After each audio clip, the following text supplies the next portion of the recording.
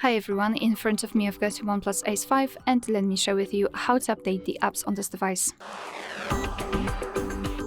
So let's start with opening the Play Store. Be aware because you will be able to follow my steps. First of all, if you've got the internet connection, and secondly, if you've got your Google account added to the device. If you're not sure how to do it, simply check our tutorial about it or do it in the Play Store. It's up to you. So as I said, let's enter the Play Store and tap on the circle in the right upper corner, which is your account. Then let's tap on Manage Apps and Device and tap on Manage. Here we have to tap on Updates Available, and as you can see, this is the list of all the apps which we can update.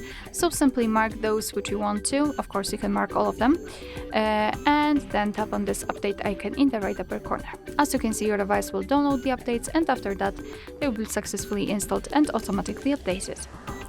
Alright, so that will be all. Thank you so much for watching. I hope that this video was helpful, and if it was, please hit the subscribe button and leave the thumbs up.